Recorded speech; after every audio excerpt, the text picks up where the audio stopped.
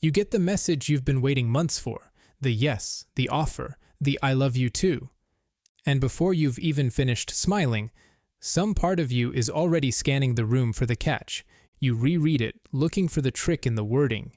Someone says, "I'm proud of you," and your very first thought is, what happens when I let them down? The good thing finally lands in your hands, and instead of holding it, you grip it like it's about to be ripped away. You've probably called this anxiety, or being realistic, or just how I am. It's none of those. It's a specific, learnable pattern, and it runs on a trigger almost nobody notices. The trigger isn't things going badly, it's things going well. Stay with me, because by the end of this you'll know exactly where it came from, and why the part of you doing it was never your enemy. Here's the thing, no one tells you about self-sabotage. It doesn't come for you when life falls apart. You're good when life falls apart. You're focused under pressure, calm in the emergency, the one people lean on when everything's on fire. It comes for you in the quiet, after the win, when you're finally allowed to exhale. So the thing your body is treating as a threat isn't loss, it's the good itself. And to undo it, you first have to meet the part of you that's running it, because it is not broken and it is not weak.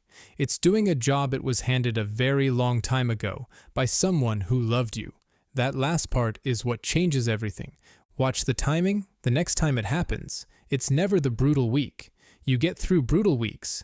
It's the morning after, the slow Sunday, the stretch where nothing's wrong and you don't know what to do with that. Because some part of you, a long time ago, learned that calm isn't peace. Calm is the inhale before the hit. Quiet means something is about to go loud. So you've never quite learned how to be inside a good moment. You stand in it the way you'd stand in a borrowed house. Careful, alert, certain you'll be asked to leave. And it's clever. It wears a different face for everyone. See how many you recognize. Sometimes it's the fight. You pick at the person you love most, right when you've finally let them all the way in. Sometimes it's the slip, the one goal that actually matters, the one tied to the life you want, quietly left to rot while you stay busy with things that don't. Sometimes it's the body. You come down with something the week of the wedding, the trip, the launch. Like a part of you booked the appointment. And almost always, it's the bracing. The good thing shows up, and instead of holding it, you go still and wait for the other shoe to drop. You're so sure it's coming that some part of you would rather drop it yourself, just to end the suspense, just so it doesn't catch you happy. And here's how it stays hidden for years. In the moment, it never feels like sabotage. It feels like sense. You don't think I'm about to wreck this. You think, I'm just being realistic. It wasn't the right time anyway. I don't want to get my hopes up. I'm protecting myself. You hand the fear a respectable name, and you let it steer. That's why it can run for 20 years and never get caught. It doesn't show up as fear. It shows up as caution, as maturity, as you, just being sensible. But notice the tell. The logic only ever points one way, away from the thing you want, exactly as it gets close enough to touch. That bracing has a name. A researcher named Brené Brown spent years studying it, and she calls it foreboding joy. What she found is hard to forget. For a lot of us, joy is the most frightening emotion there is. Not grief, not fear, joy. Because the second something becomes precious enough to love, it becomes precious enough to lose. So the instant real joy arrives, your mind quietly runs the disaster, the phone call, the goodbye, the empty chair. As if rehearsing the loss now will soften a blow that may never land. You think you're bracing for impact. What you're actually doing is leaving the one good moment you're standing in to prepay for a loss that hasn't happened.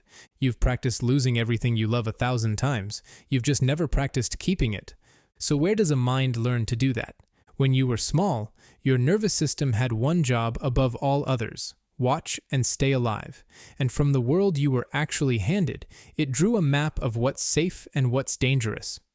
If, in that world, the good moments were unreliable, if praise came right before the criticism, if a calm house could flip in a heartbeat, if love had to be earned and could vanish without warning, your brain wrote a survival rule. Good is the warning sign. Good means exposed. Good means the floor is about to move. Picture that child, learning to read the weather of a room before they could read words, hearing laughter in the kitchen and feeling not relief, but dread, because they'd learned that this is the exact moment it turns. That child grew up, the map didn't. This is the soil of what psychologists call attachment, the blueprint for safety you build from the people who first held you. And here's the cruel part.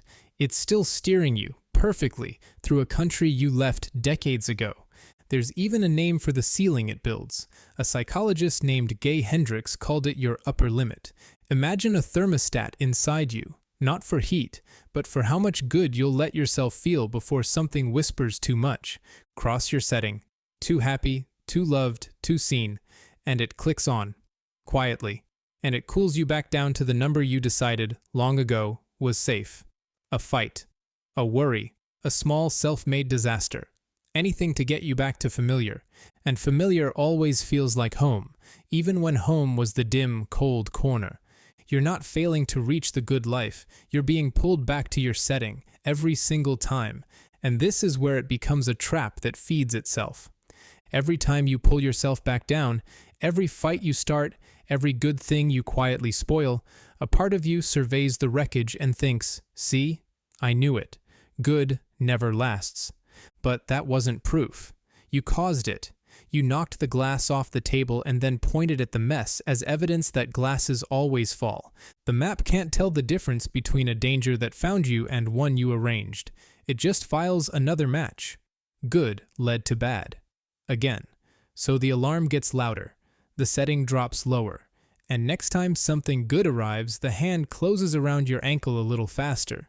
Left alone, this doesn't soften with age. It tightens, which is exactly why catching it, today, matters more than it sounds. Because under all of it is the deepest line on the map. You're allowed good things, but only if you suffer for them first. Earned, never given. So when something good comes easily, love that doesn't ask you to bleed, a win that didn't cost a war, it doesn't feel like a gift. It feels like a debt, a trap, a mistake about to be corrected, and you'd rather correct it yourself than wait for the world to do it. You can receive struggle. You were trained for that your whole life. Hand you a hard road and you'll walk it without a word. What you were never taught is how to receive something good and just let it stay. To let it be yours, with no receipt, no penance, no price. That's not a flaw in you. It's a skill nobody taught you, and skills can be learned late. And if this video is doing that exact thing right now, putting words to something you've carried for years, then try the smallest version of what we're talking about. Don't earn it, just let it land. If it helped, a like is simply how these words reach the next person still calling this self-sabotage at 2 in the morning. Subscribe, and I'll keep handing you names for the things you've always felt but could never quite say. Now, the part that finally turns all of this around. Hold on to one image. Take a plant that's lived its whole life in a dark corner, move it into the sun, the one thing it was starving for, and at first, it wilts. The leaves sag. It looks worse. Anyone watching would say, "Put it back. The light is hurting it." But the light isn't hurting it. It's adjusting. It survived the dark for so long that brightness, at first, reads as a shock. Give it a little time, and it doesn't just recover. It grows in a way that corner never could have allowed. That restlessness you feel when life gets good, the itch to break it, the noise in your chest, the urge to run, that isn't proof the good thing is wrong for you. That's the wilt, a system built for the dark, learning the light. You're not the dying plant. You're the one that just got moved into the window. So the next time it happens, the good thing lands and you feel that hand close around your ankle, see it for what it actually is. Not weakness. Not you ruining your life. It's a 5-year-old who loved you enough to build an alarm, still standing guard at the door, still running the only job they were ever given, still scanning the sky for a storm that already passed. They don't need to be fought. They've been fighting for you this whole time. They need to be told the news, that the danger is over, that the house is quiet now because it's safe, not because something's coming, that the hand can finally let go. And you don't do that with some grand transformation. You do it the next time something good shows up and the flinch rises. And instead, for 10 seconds longer than is comfortable, you let it stay. You let the compliment land. You let the calm be calm. You let yourself be happy without immediately reaching for the bill. It will feel like wilting. Let it. Because you were never sabotaging your life. You were guarding it from a threat that ended a long, long time ago. And the day you feel the wilt and don't run, the day you stand in the light just long enough to adjust, is the day the good thing stops being something you brace against and becomes something you finally get to keep. So, before you go, one honest question, and I really do want your answer below. What's the good thing in your life right now? The one you keep quietly waiting to lose?